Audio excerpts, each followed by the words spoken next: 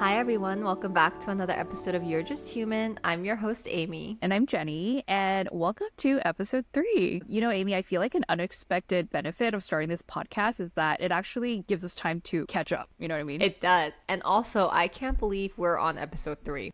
Because, we had to refilm a good number of times. So we really got caught up. Same shit again. I feel like I'm also really catching up to my own life in a way because we're just inviting you guys live into the process and the mess of what's going on in our life. I know in our last episode, we talked a lot about uncertainty at 30. And I think something that we've been also talking about is this concept of growing pains. When you experience them when you're young, there's an immediate payoff because this pain in your knee means that you're getting taller. But as an adult, I feel like the payoff isn't super clear. Yeah, it's not as cute, first of all. Also, I'm like, do my knees hurt because I'm getting taller? Or does it actually hurt because I'm getting old? Like, you just don't know where the pain's coming from. I think it's like, is it a good kind of pain or is it a warning signal? Yeah, and one of the places I've been experiencing growing pains recently is I started a new job and I honestly didn't expect to feel so awkward like I'm in puberty as I onboard to a new company and a new culture. Do you feel like the new kid on the block, basically? I feel like the new kid on the block, except I feel like I joined senior year of high school right as everyone's graduating. So I'm just like, oh my God, what the hell's going on?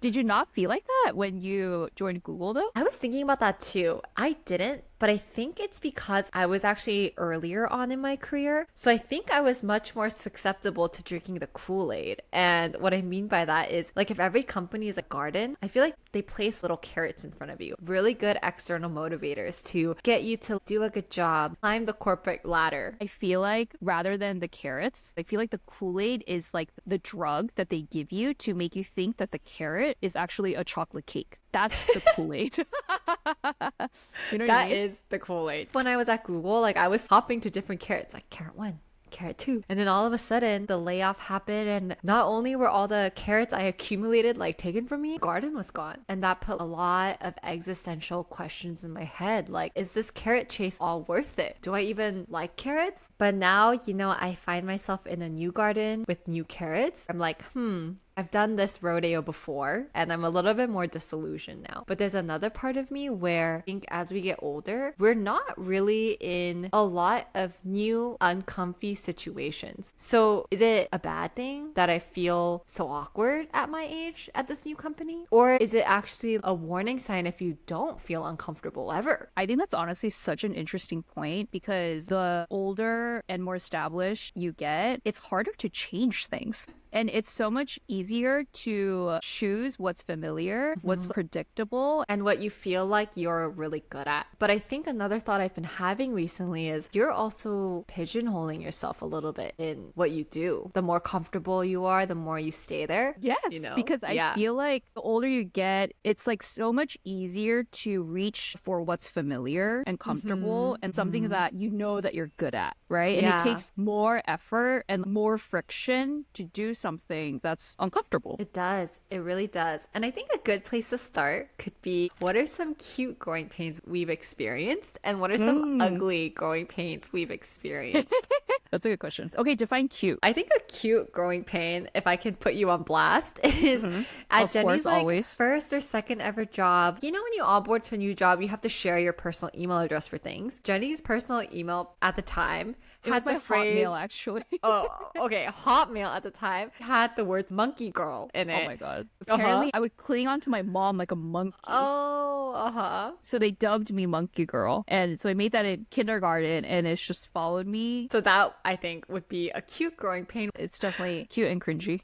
What do you feel like an ugly growing pain would be? I think an ugly growing pain is what I'm going through right now. I recently made the decision to sublet my apartment temporarily to move back in with my parents. And I'm doing that to save money so that I can continue this founder path that I'm on. I decided to sacrifice this part of my life, right? And I feel like ugly growing pains are when you can really see the sacrifice and it's not as trivial as embarrassment. You know how they say say like the older you get, there's just more at stake. Oh, yeah. Right? Or it feels like it because you're used to a certain lifestyle, a certain standard, and there's just a pressure to feel like you're always progressing forward. For example, I feel like when I left my 9 to 5, decided, okay, I'm going to really try this founder thing and see how far I can get. I pretty much upended my entire life. Yeah. And I think the only source of stability I had was to stay in San Francisco. Everything just felt so painful, like kind of growing pains, right? I didn't just feel it in my knees. I felt it in all my joints, even like my knuckles. Wanted like one anchor of stability. And for me,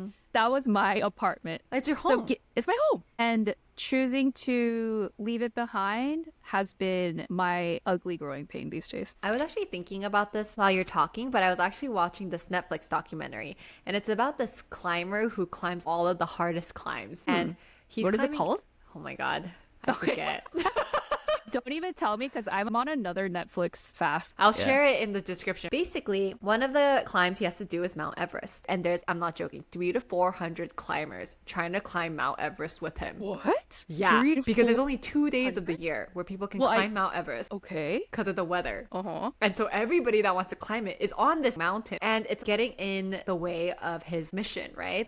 And he turns around and he takes a picture of everybody wanting to climb the mountain, and then he posts it. And then that picture blows up. It's on every news outlet. His mission gets so much visibility. And I was watching this documentary and I was like, you never know what a moment is until you look back on it. Like for him, when he was in the moment, he was like, these 300 to 400 people are getting in the way of like crazy quests. So he takes a photo of it because he's so like, these annoyed. nudes. But then that picture and that moment is actually what ends up bringing his whole journey to big media. To him, that was probably such a low in the moment, but it ended up being such a driving force later. And so I think even with you deciding to make such a big decision to move back home and that sacrifice, you just never know what it's gonna look like when you look back on it. Like it could be the turning point. So you never know what the growing pain can actually lead to. Dude, that's actually so encouraging, honestly.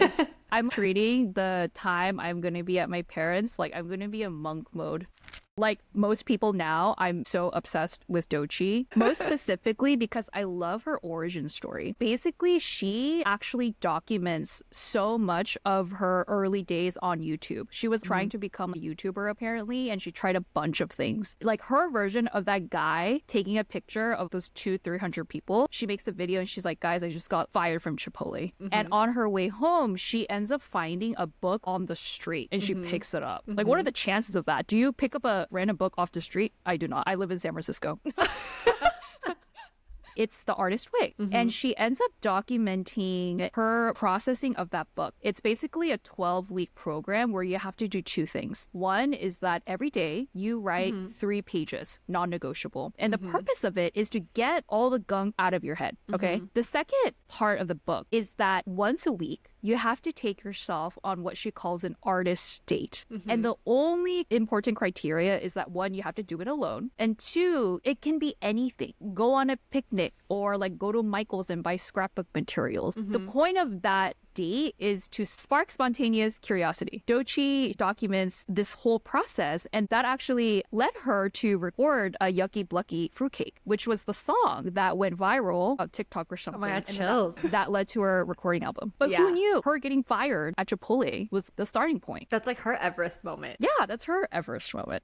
I think what I love about that story and the reason we decided to embark on the same artist way as Doechii, not saying that we're going to win an Emmy, but... It was so funny. I was telling Amy the story and she interjects me. She's like, I already bought the book. I did. As Jenny was telling me the story, I placed it in my cart and I bought it. The reason I love the story is I think it shows the power of just doing something a little bit different outside of your normal routine. And like Jenny was saying, as we get older, we digress less and less from the norm. But the artist way to me is like you do something very small and tangible that's different. And because you're putting yourself in a slightly new environment, you have more inputs that could potentially change the output. Whereas when you live with the same inputs all the time, it's hard to have a different output. Like that's just not how life works. That's the part of growing pains is sometimes it's really painful, but sometimes it can be really small. But that being said, Jenny and I are both in the part of our lives where we're experiencing big, painful growing pains. What's your version of ugly growing pain these days? Well, I think getting laid off was not pretty. I shared in the last episode I was at Google and I was impacted by a round of the layoffs. Where I was before at Google, I had a very straight, narrow path and I was walking down this path. Not really sure, is this the path I keep wanting to go on? But there's no reason to leave this path. And then like a curveball hit me and I flew off the path, and there's probably something down the line that I can't see that has kind of expanded what's next for me. Yeah. You know, when you said the point about you had to adjust, that really reminds me of a conversation I had with a friend last weekend, telling her how in post 9 to 5 life, a lot of my questions has shifted. It started from a place of like, okay, can I manage XYZ? And then over the year, it shifted to how can I become the kind of person that can handle XYZ? Like that process of becoming for me is such a big fuel. It's like my version of carrots in this like garden I've architectured for myself. But right now, it's not really a fully fledged garden. It's just a patch of dirt right now. It's a journey of becoming. And I think growing pains aid you in that journey. Sometimes evolution doesn't happen until you feel that growing pain, which brings me back to what you said in terms of perhaps if you're not feeling any kind of growing pains, maybe that can also be a warning sign. These days, what's been on my mind is how can I make my path as wide as possible? The reason I was thinking about this is I was catching up with an old mentor of mine. He was sharing that for him, it's hard to really change what he's doing, but also he's wondering if he cares enough to change it because he's going to retire soon. That just made me realize I want to make my path as wide as possible for as long as possible. I feel like when you choose things that are comfortable and familiar, your path gets more narrow, but then later on that path gets chosen for you. And I think a part of it is the willingness to experience more growing pains. And I don't think you need to feel pain for something to be productive. I don't think that's true at all. But I do think sometimes it can be a little painful when you're uncomfortable or new to something, but that shouldn't make us shy away from trying something different. Do you feel like you have any role models in your life where you see their process of becoming and their own growing pains and that inspires you a little bit? Obviously, Doechii is one. I really love Sarah Blakely, founder of Spanx. One thing that always sticks out to me in the beginning of her journey, she was trying to get a deal with Neiman Marcus and she was doing her pitch. It was just not landing. She was talking to like a female executive. She noticed that her eyes were glazing over and she's like, okay, wait a second. Can you come with me to the bathroom really quick? And she goes into the stall and then she takes off her Spanx. She comes back out with her dress and turns around. She's like, look at my butt. Do you see without the Spanx? Like, do you see the lines? And then she goes back into the stall, puts on her Spanx and then comes back out. Like, look at my butt now. And then the executive was like, I get it. We'll take Spanx. I just love that instead of letting the situation and your environment dictate things for you, like she directly changes her environment if it's not working for her. She ended up using those growing pains to her advantage. So I just love her origin story. I guess as we wrap up, I feel like the takeaway from our conversation is that sometimes there's growing pains you can actively sign up for, and other times it just hits you like a bowling ball. But I feel like regardless of how it comes about in your life, it's more good than bad. It's just how long are you willing to stick it out to see what the outcome is going to look like. So Jenny and I have shared a few of the growing pains we've been going through recently, but if there are any growing pains you guys have also been experiencing as well, we'd love to hear. So let us know in the comments below, and make sure to subscribe to our Spotify, Apple Podcasts, wherever you guys listen to, and we will be back with another episode next month. Thanks so much for tuning in. Bye.